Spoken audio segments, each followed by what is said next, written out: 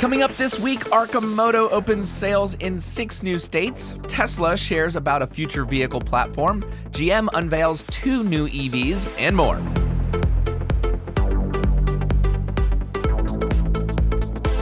Well, hello, friends, and welcome to episode 124 of the EV Resource Podcast. I'm Zach Hurst, and each week I bring you the latest EV news, information, and interviews with industry experts. Before we get started with the news this week, I want to thank our podcast partner, Titan Auto and Tire in Central Virginia, for their support.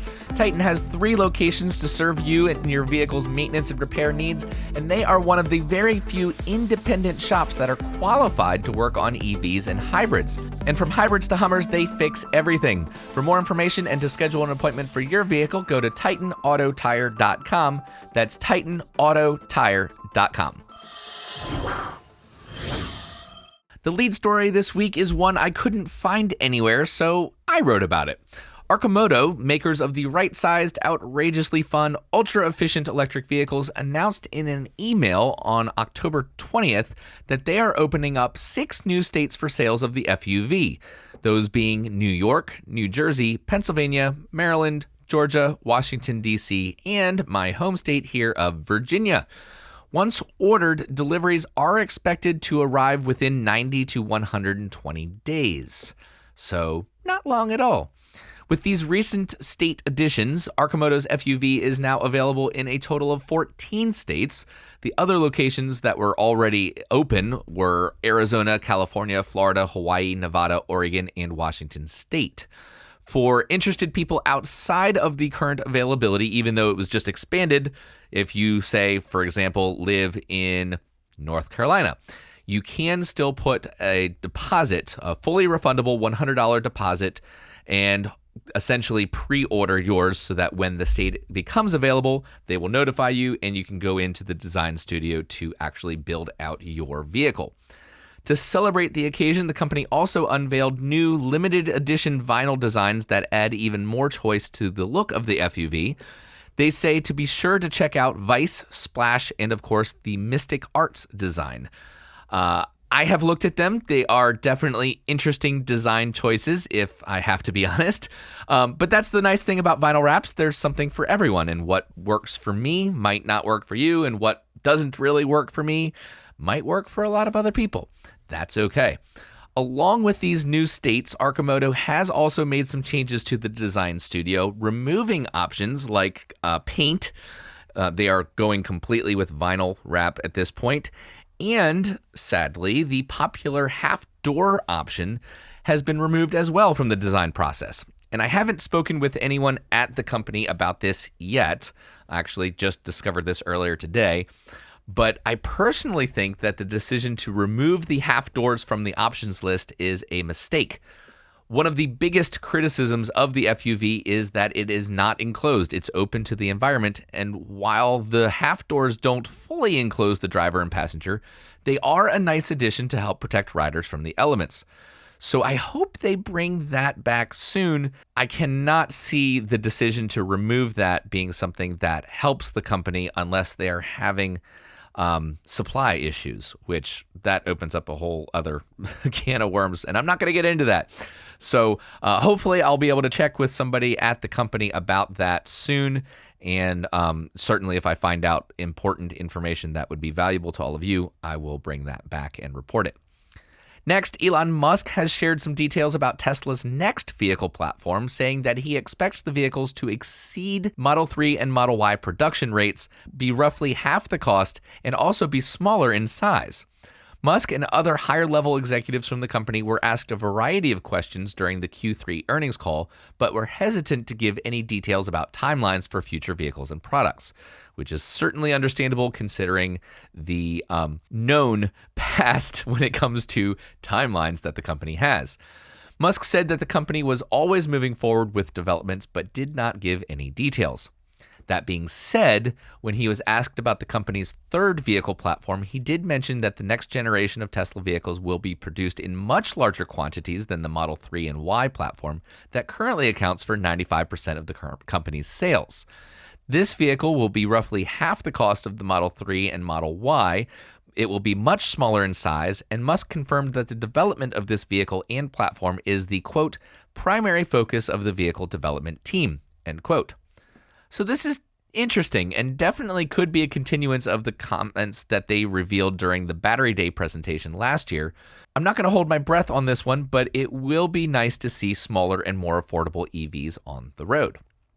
Nearly a year after first teasing plans for an electric GMC Sierra pickup, the company has now officially unveiled the truck and opened reservations for the Denali Edition 1 trim level. The 2024 model year Sierra EV Denali will join the GMC family as its third electric offering, the Hummer SUV and Hummer EV pickup being the first two. Similar to the Chevy Silverado, which is likely to be a very similar vehicle, the GMC Sierra EV is expected to have an estimated range of 400 miles, extremely fast charging, and other cool features such as crab walk mode and four-wheel steering like we see on the Hummer EV. And all this is fine and good. We should see deliveries start later next year or early 2024.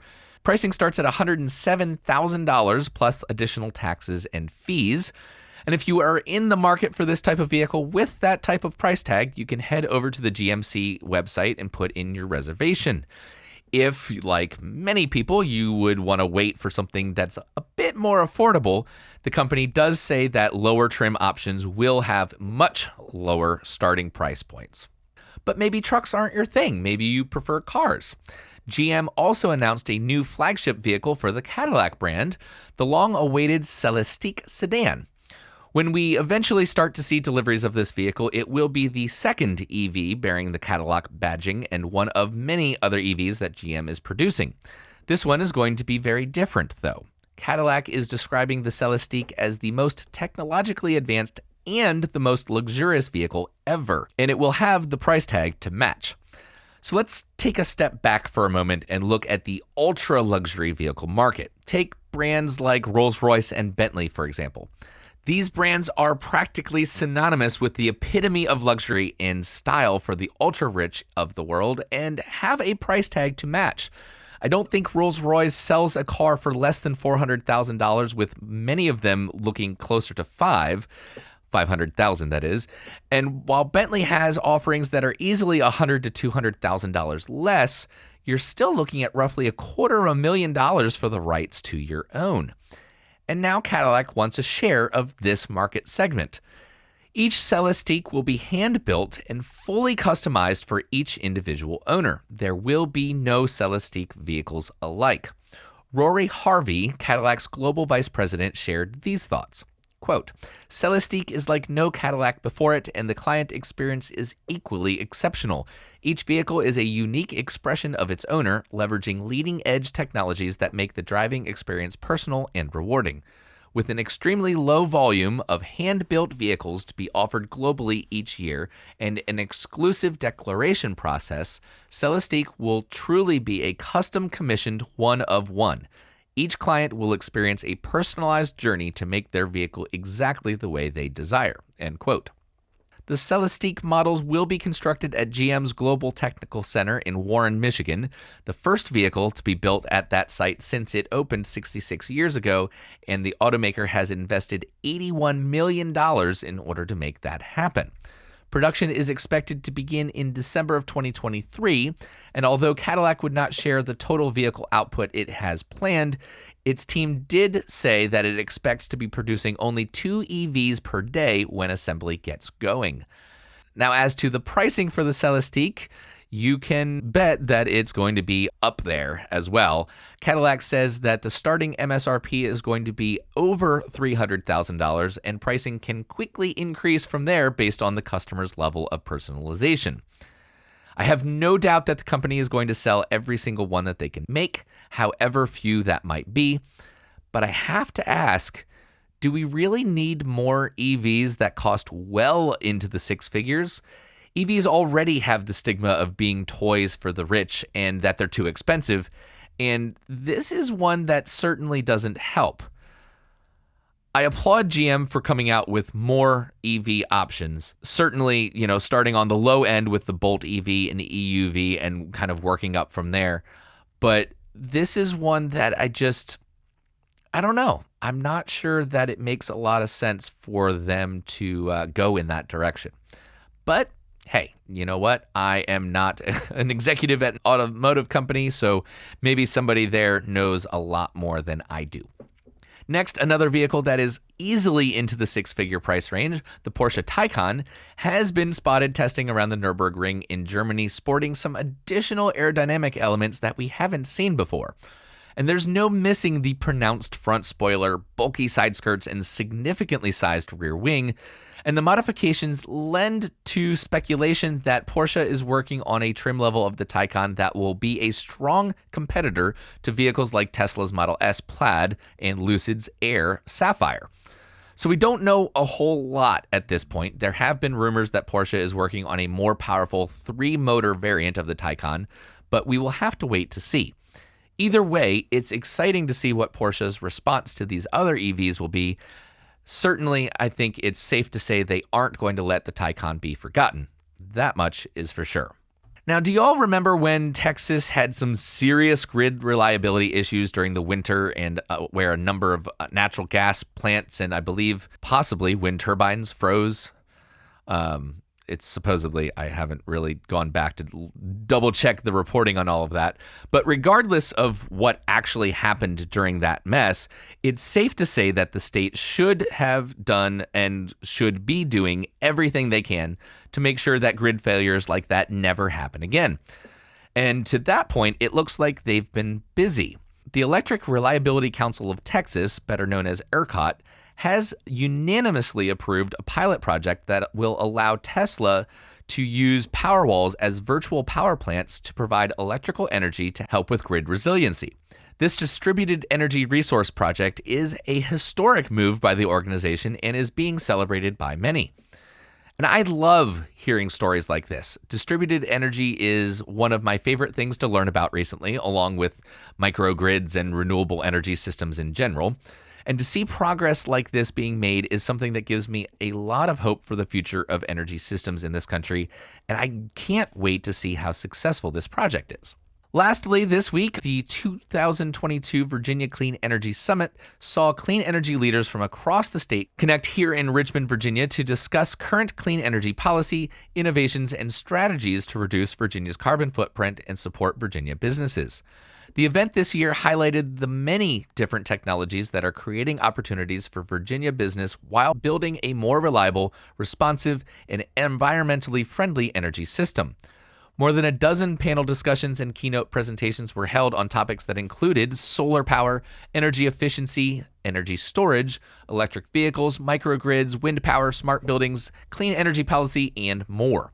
The goal of the Virginia Clean Energy Summit is to focus on the synergies among these technologies and businesses, as well as the consumer, environmental, and business opportunities that are emerging from their deployment. Conference attendees included Governor Youngkin, representatives from state and local governments, businesses, members of the academic community, and multiple NGOs.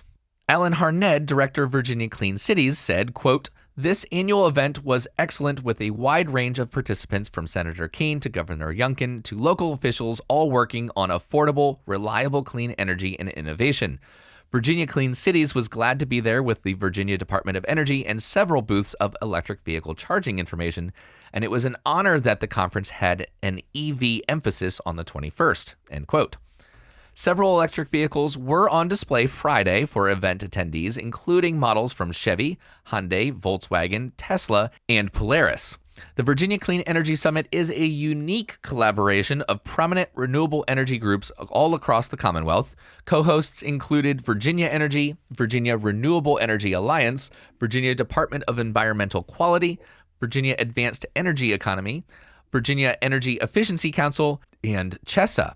For more information about Virginia Clean Energy Summit, head over to vacleanenergysummit.org.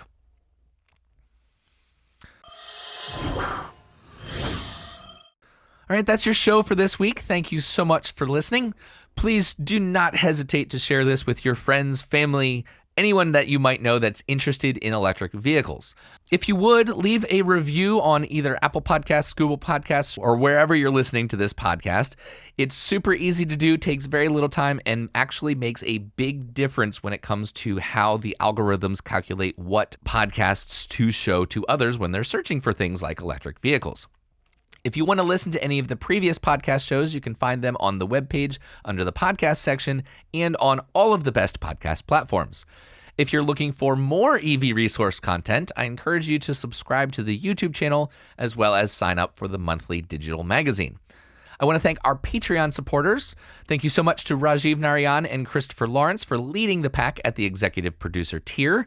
If you enjoy the podcast and feel like I've earned your support, the best way to provide that, to show your support, is through Patreon.